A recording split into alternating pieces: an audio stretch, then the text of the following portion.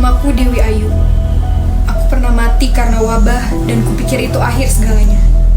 Tapi aku dibangkitkan kembali bukan oleh cinta, melainkan oleh dunia yang belum puas mempermainkanku. Aku Dewi Ayu, bukan tokoh suci dari kisah lama, hanya seorang perempuan yang terlalu sering dibungkam sejarah. Lahir dari darah campuran dan nama asing, tapi tak pernah benar-benar dimiliki oleh siapapun kecuali oleh luka. Sejak kecil aku diajari diam saat tangan-tangan asing menyentuh tanpa izin, saat tubuhku jadi piala dan aku hanya diam karena dunia menganggap itu biasa. Cantik adalah kutuk yang dibungkus pujian. Aku tak meminta wajah ini, tapi wajah inilah yang menyeretku ke ranjang-ranjang yang dingin, ke mata-mata yang lapar, dan ke sistem yang memilih menutup mata. Mereka bilang aku perempuan murahan, padahal aku hanya memungut harga diri dari tanah yang diinjak banyak kaki dan mencoba menjahit martabat dari sobekan-sobekan yang ditinggalkan laki-laki. Aku melahirkan anak-anak yang mewarisi wajahku, dan sayangnya juga kutukannya. Karena di negeri ini, keadilan bukan milik perempuan, paling untuk yang dianggap terlalu cantik untuk dihormati. Kini aku bicara, bukan untuk minta belas kasihan, tapi untuk menagih keadilan. Untuk semua luka yang tak pernah dicatat undang-undang, untuk semua jerit yang terlalu sering dianggap biasa.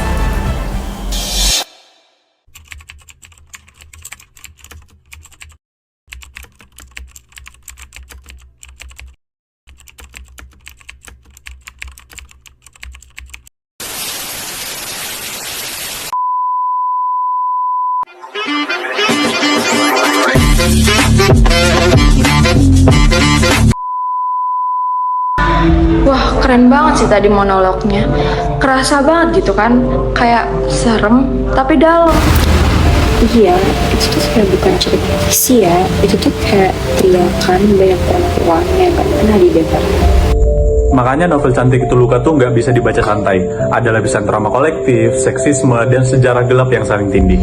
Nah, dan itu yang buat kita pengen bahas ini pakai teori dari filsafat, khususnya teori feminisme sama teori hukum dalam masyarakat. Kita mulai dari feminisme dulu ya, khususnya itu dari pemikiran Catherine Amakina. Dia itu kan bilang kalau hukum itu nggak netral, justru dibentuk dari cara pandang laki-laki. Jadi pengalaman perempuan sering nggak kelihatan. Kayak kasus di Ayu tadi, dia jadi korban kekerasan seksual, tapi nggak ada keadilan buat dia. Dia mau disuruh diam. Itu contoh bagaimana hukum menunjukkan pengalaman perempuan. McCannon bilang kalau seksualitas perempuan itu dikonstruksi oleh dominasi laki-laki, dan hukum justru memperkuat dominasi itu. Jadi keadilan buat perempuan jadi mustahil kalau hukumnya sendiri patriarkis. Dan ini nyambung banget sama teori law and society yang dikemukakan oleh Eugene Arlin. Eugene Arlin ini bilang kalau misalnya hukum itu nggak cuma ada di undang-undang, tapi hukum itu berlaku juga di masyarakat. Nah, dalam novel ini, khususnya masyarakat Lahok ini, malah dia membiasakan ketidakadilan itu. Iya, pas Dewi Ayu itu dijadiin hadiah sama tentara, masyarakat itu diem aja, seakan-akan itu tuh nggak salah. Nah, itu aja tuh udah jadi bukti bahwa hukum yang hidup kadang lebih menindas dari hukum yang resmi. Erling nyebut itu sebagai living law, aturan tak tertulis yang sebenarnya lebih kuat pengaruhnya. Di Lahok, norma sosial justru menyudutkan perempuan. Dan yang lebih sedihnya, itu diwariskan anak-anak Dewi Ayu juga karena dampaknya karena sistem sosial yang gak berubah, di mana hukum diam, masyarakat juga diam. Keadilan itu nggak cuma bisa dihitung dari pasal. Kita juga harus dengerin suara-suara yang disingkirkan, contohnya itu kayak Dewi Ayu, supaya hukum itu benar-benar bisa adil. Dan itu tugas kita, jangan cuma mengerti hukum, tapi juga bagaimana siapa yang dilupakan. Karena bisa jadi perempuan seperti Dewi Ayu masih ada di sekitar kita, cuma suaranya belum didengar.